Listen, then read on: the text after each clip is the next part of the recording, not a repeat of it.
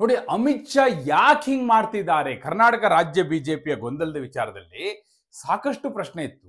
ಅದು ಮೋದಿ ಅವರಾಗಿರ್ಬೋದು ಅಥವಾ ಅಮಿತ್ ಶಾ ಅವರಾಗಿರ್ಬೋದು. ಎಂತೆಂತ ಪ್ರಾಬ್ಲಮ್ನೆಲ್ಲ ಸಾಲ್ವ್ ಮಾಡ್ತಾರೆ ಇಂಟರ್ನ್ಯಾಷನಲ್ ಲೆವೆಲ್ ಅಲ್ಲಿ.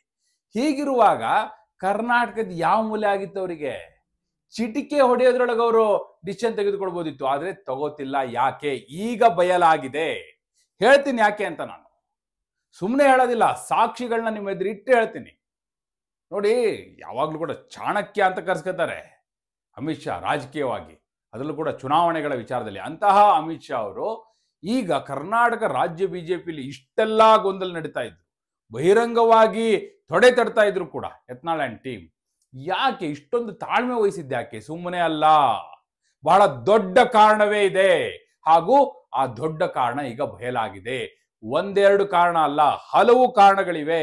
ಮತ್ತು ಆ ಎಲ್ಲ ಕಾರಣಗಳು ಕೂಡ ನಿಜವಾಗಿಯೂ ರಾಜಕೀಯವಾಗಿ ಯೋಚನೆ ಮಾಡಿದ್ರೆ ಹೌದಲ್ಲ, ಸರಿ ಅಲ್ವಾ ಅಂತ ಅನ್ನಿಸ್ಬೇಕು. ಅಂತಹ ಕಾರಣಗಳೇ ಇವೆ. ಏನು? ಯಾವುವು ಆ ಕಾರಣಗಳು? ಯಾವ್ಯಾವು? ಎಸ್, ಆ ಎಲ್ಲ ವಿವರಗಳನ್ನ ಕೊಡೋ ಸಲುವಾಗಿ ನಾನು ಬಂದಿದ್ದೇನೆ. ಆತ್ಮೀಯರೇ, ವಾರ್ತೆ ವಿಶೇಷ ಕಾರ್ಯಕ್ರಮಕ್ಕೆ ಸ್ವಾಗತ. ನಾನು ವೀರೇಂದ್ರ ಉಪ್ಪುಂದ.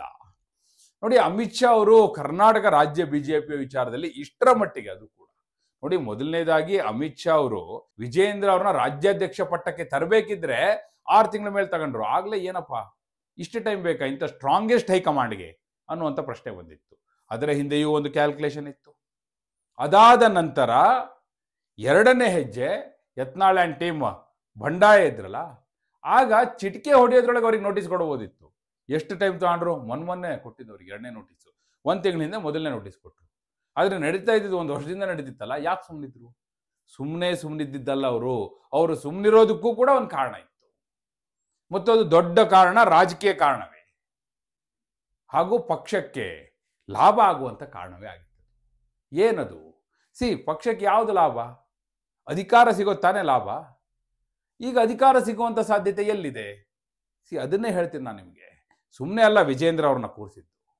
ಅಮಿತ್ ಶಾ ಅವ್ರಿಗೆ ಚೆನ್ನಾಗಿ ಗೊತ್ತಿತ್ತು, ಕಾಂಗ್ರೆಸ್ ಅಲ್ಲಿ ಇಲ್ಲಿ Siddaramaiah and D K Shivakumar team ನಡುವೆ ಎಂತಹ ಸಂಘರ್ಷ ಇದೆ, ಸಿಎಂ ಪಟ್ಟಕ್ಕಾಗಿ ಎಂತಹ ಪೈಪೋಟಿ ಇದೆ, ಡಿ ಕೆ ಶಿವಕುಮಾರ್ ಸಿಎಂ ಪಟ್ಟಕ್ಕಾಗಿ ಏನು ಮಾಡ್ಲಿಕ್ಕೂ ರೆಡಿ ಇದ್ದಾರೆ ಅನ್ನೋದು ಅವ್ರಿಗೆ ಅರಿವಿತ್ತು. ಆದ್ರೆ ಡಿ ಕೆ ಶಿವಕುಮಾರ್ ಅವರು ಇವತ್ತಲ್ಲ ನಾಳೆ ಬಿಜೆಪಿ ಜೊತೆ ಬರಬೇಕಿದ್ರೆ ಯಾರನ್ನ ನಂಬಿ ಬರ್ತಾರೆ? ನ್ಯಾಷನಲ್ ಲೆವೆಲ್ ಬಿಡಿ, ಆದ್ರೆ ಸ್ಟೇಟ್ ಲೆವೆಲ್ ಅಲ್ಲಿ, ಸ್ಟೇಟ್ ರಾಜ್ಯದಲ್ಲಿ ಈಗ ಅವ್ರು ಬರಬೇಕಿದ್ರೆ ಯಾರನ್ನ ನಂಬಿ ಬರ್ತಾರೆ? ಯಾವುದೋ ನಾಯಕನ ನಂಬಿ ಬರ್ತಾರಾ? ಹಿಂದೆ ಕೂಡ ನೋಡಿ, 2018ರಲ್ಲಿ ಚುನಾವಣೆಯ ನಂತರ ಕಾಂಗ್ರೆಸ್ JDS ಒಟ್ಟಾಗಿ ಕುಮಾರಸ್ವಾಮಿ ಅವರ ನೇತೃತ್ವದಲ್ಲಿ ಸರ್ಕಾರ ರಚನೆ ಮಾಡಿದ್ರು. ಅದಾದ ನಂತರ 17 ಜನ ಬಂದ್ರಲ್ಲ, ಯಾರು ನಂಬಿ ಬಂದ್ರು?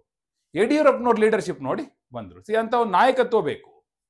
ಈಗ ನಾಳೆ ಡಿ ಕೆ ಶಿವಕುಮಾರ್ ಬರಬೇಕಿದ್ರು ಕೂಡ ರಮೇಶ್ ಜಾರಕಿಹೊಳಿ ನೋಡಿ ಬರ್ತಾರಾ? ವೈಯಕ್ತಿಕವಾಗಿ ಅವ್ರ ಜೊತೆ ಸಂಬಂಧ ಚೆನ್ನಾಗಿಲ್ಲ, ದಟ್ಸ್ ಡಿಫರೆಂಟ್.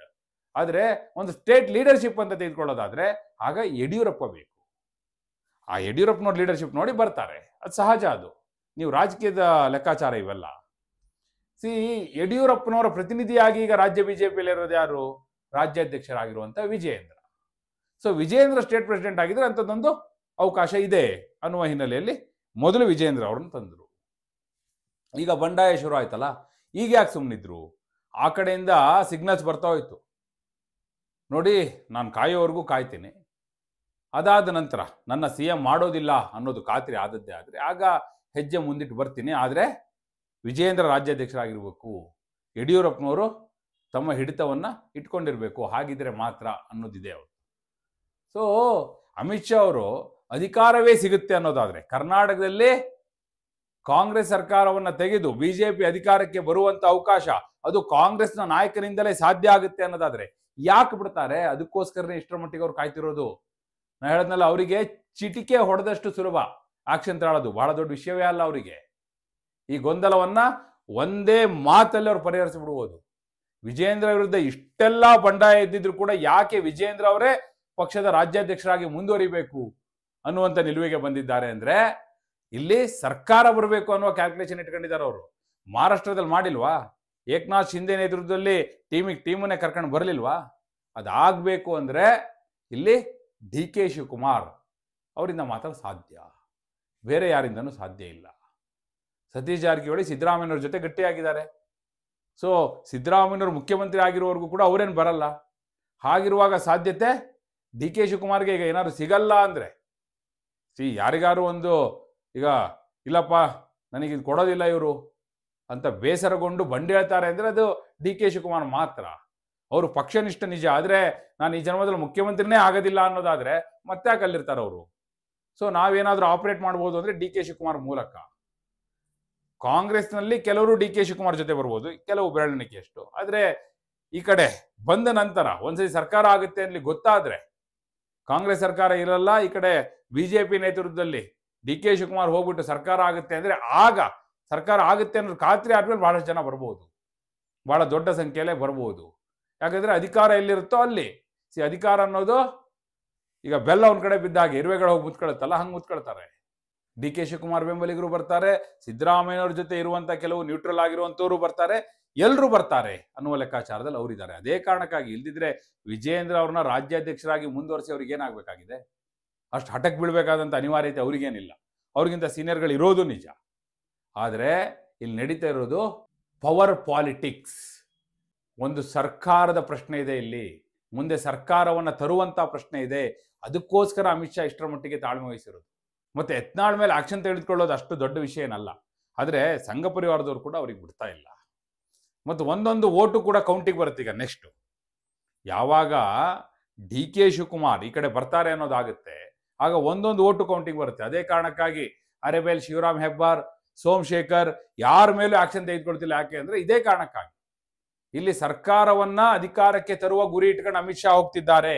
ಇದೆಲ್ಲ ಆಗುತ್ತೆ ಅನ್ಸ್ಬೋದು. ಮಹಾರಾಷ್ಟ್ರದಲ್ಲೂ ಇದನ್ನ ಯಾರು ನಂಬೋ ಪರಿಸ್ಥಿತಿಯಲ್ಲಿ ಇರಲಿಲ್ಲ. ಆದ್ರೆ ಆದಾಗ ಅಂಥದ್ದೊಂದು ಕ್ಷಿಪ್ರ ರಾಜಕೀಯ ಬೆಳವಣಿಗೆ ಆದಾಗ ಎಲ್ರಿಗೂ ಗೊತ್ತಾಗುತ್ತೆ. ಈಗಾಗಲೇ ವಿಜಯೇಂದ್ರ ಅವರು ಹೇಳಿಕೆ ಕೊಟ್ಟಿದ್ದಾರೆ, ಇವತ್ತು ಸದ್ಯದಲ್ಲೇ ಒಂದು ಕ್ಷಿಪ್ರ ರಾಜಕೀಯ ಕ್ರಾಂತಿ ಆಗುತ್ತೆ ಅಂತ. ಅಲ್ಲಿ ಡಿ ಕೆ ಶಿವಕುಮಾರ್ ರಾಜಸ್ಥಾನದಲ್ಲಿ ಮೋದಿಯವರ ಫೋಟೋ ಬ್ಯಾಕ್ ಗ್ರೌಂಡ್ ಅಲ್ಲಿ ಇಟ್ಕೊಂಡು, ಇಲ್ಲ ನಾನು ಕುಂಭಮೇಳದಲ್ಲಿ ನೀರು ಮಲಿನ ಆಗಿರೋದ್ರ ಬಗ್ಗೆ ಮಾತಾಡಲ್ಲ ಅಂತಾರೆ.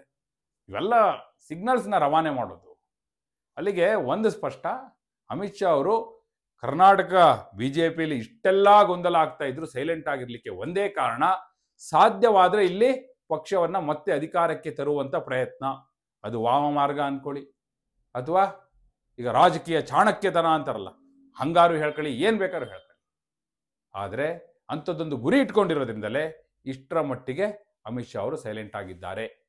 ಆದರೆ ಅದು ವಾಸ್ತವದಲ್ಲಿ ಅನುಷ್ಠಾನ ಆಗಬಹುದಾ? ಡಿ ಕೆ ಶಿವಕುಮಾರ್ ಟೀಮ್ ಕರ್ಕೊಂಡು ಬರ್ಬೋದಾ? ಅವ್ರ ಜೊತೆ ಎಷ್ಟು ಜನ MLA ಬರ್ಬೋದು? ಸಾಧ್ಯ ಆಗುತ್ತಾ? ಏನಾಗಬಹುದು? ನಿಮ್ಮ ಅಭಿಪ್ರಾಯವನ್ನು ಕಮೆಂಟ್ ಮೂಲಕ ತಿಳಿಸಿ. ಹಾಗೆ ನೀವಿನ್ನು ವಾರ್ತೆ ಚಾನಲ್ನ ಸಬ್ಸ್ಕ್ರೈಬ್ ಮಾಡಿಲ್ಲ ಅಂದರೆ ಈಗಲೇ ಸಬ್ಸ್ಕ್ರೈಬ್ ಮಾಡಿ. ಧನ್ಯವಾದ.